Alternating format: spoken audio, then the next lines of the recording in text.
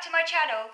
In this video, I would like to carry on reviewing Asperger's Children, The Origins of Autism in Nazi Vienna by Edith Schaeffer, from where I sort of finished off last week, because the video ran out of me and I'd almost finished reviewing it, but there were a few other things I wanted to mention that I thought you might find interesting. So just a recap on my video from last week. So I was talking about how autism, the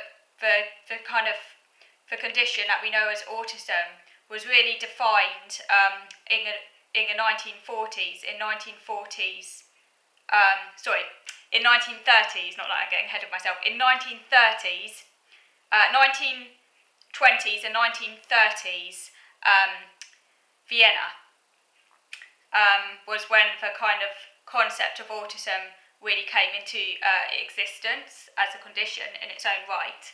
And I was also talking about how during the Third Reich, we often think about obviously the genocide of Jews, and we mainly think of Jews as the sort of target group, but also there was a psychiatric genocide as well, as many people with all sorts of mental conditions, including autism, were sent to their deaths. So on page 97, it talks about how everyone's life was evaluated and abstracted into booklets and numbers. Labour books tracked employment history, and the registry of the populace itemised a person's functional skills. And as I was saying, they were really interested in how well people were functioning in society. And they based this information. They used this information to separate out the so-called worthless and ineducable from the educable.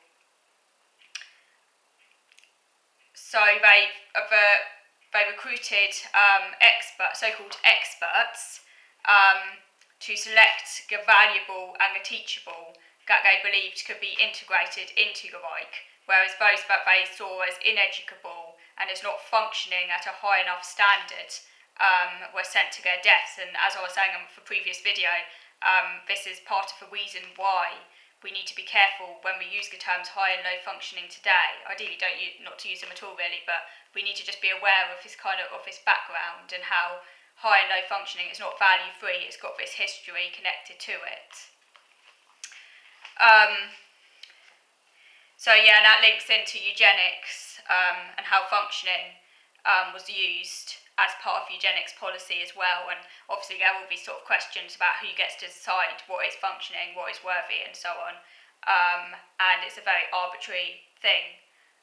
Its functioning is based upon how well a person appears to be fitting in to the society, and that fitting in is determined by people. That fitting in is a very arbitrary. It's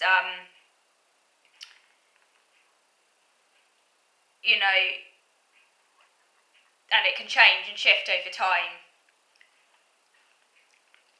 It's not to do with the disabled person's own feeling about how well they're functioning. It's all to do with how well society thinks that they're functioning, based upon these very arbitrary criteria. And that nowadays this might seem relatively benign when we talk about functioning, but back in the Third Reich and in other periods in history, it was far from benign. This could literally decide someone's whole life, And in the Nazi period, if you were designated as low functioning, that could literally be a death sentence.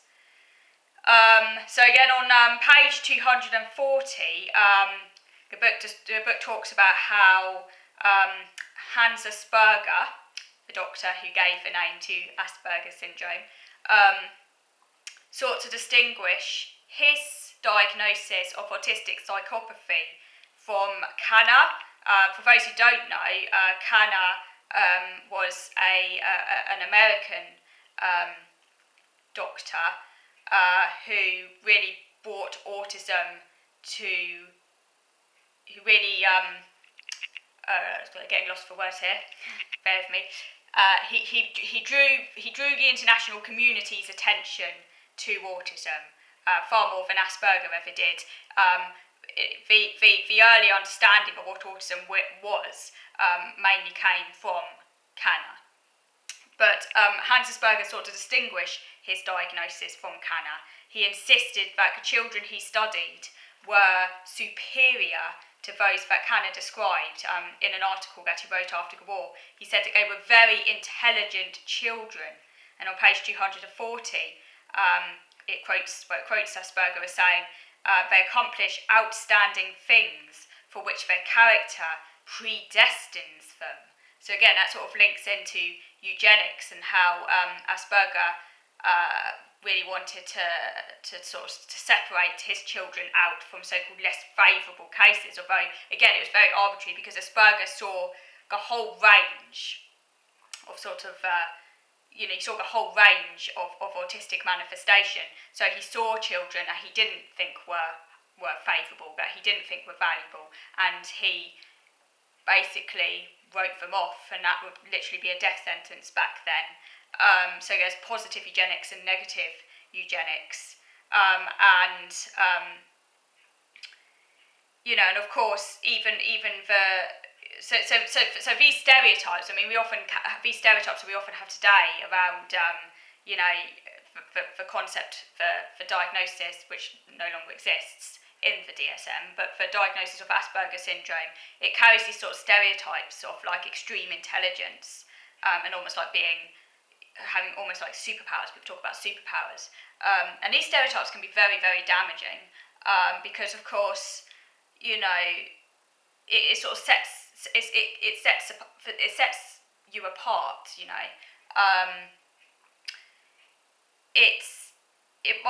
It might sound a positive thing, all very intelligent children, but it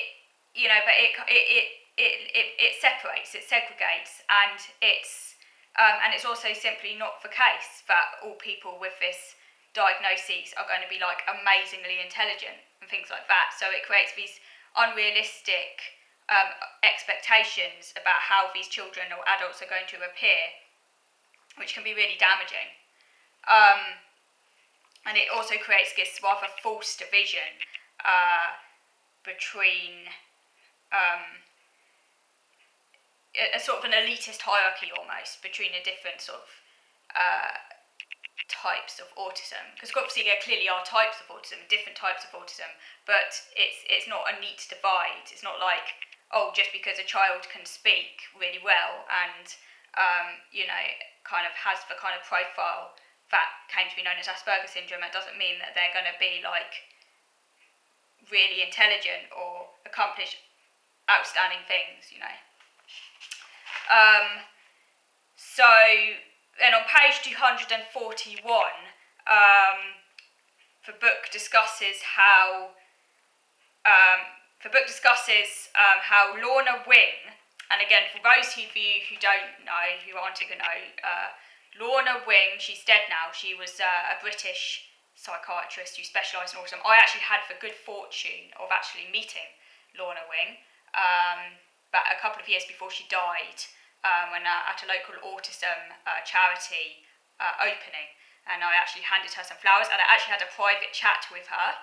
I've actually got a picture of myself with Lorna Wing as well, but I had an actual private chat with her, and she signed a book, because I've got one of her books, and she signed it, and she was a really interesting person, and she seemed really interested in me, and I really enjoyed talking to her. She seemed a lovely person. But so I did actually meet her, which is really cool. Lorna Wing met Asperger. They both met, and they disagreed with one another. They had different perspectives because Wing saw Kanner and Asperger as describing different aspects of the same condition, and that's where we get the concept of a spectrum from. That the children that Kanner described and the children that Asperger focused on were actually had the same condition, but autism, but different manifestations of that condition. Whereas Asperger wanted a distinction between the children that he described as having extraordinary abilities and the potentially what he called psychotic children that Kanner described. Obviously they weren't psychotic, but that's what Asperger called them. So Wing and Asperger met and they had tea together, and they just disagreed. But ironically, the title of Lorna Wing's 1981 article was called Asperger Syndrome, a Clinical Account. You can actually Google that and find that to read online, and it's very interesting. Established Asperger Syndrome as its own category back in the early 80s, even though Wing disagreed that it was actually really a separate condition from autism. The book says it was a professional courtesy calling it Asperger syndrome, as Wing had published more extensively in the field than Asperger did. But she called it a neutral syndrome, Asperger syndrome, so it's all neutral, whereas Asperger called it a psychopathy, meaning sort of social deviance. Obviously it wouldn't go down too well in sort of 1980s Britain to call it autistic psychopathy. So Wing was, she chose a far more politically correct syndrome. So it's a Nazi era diagnosis and cleansed of its historical context by calling it a syndrome, which is quite interesting. So I'm going to move on now to video number 2 to carry on reviewing this book. So moving on to video number 2 now.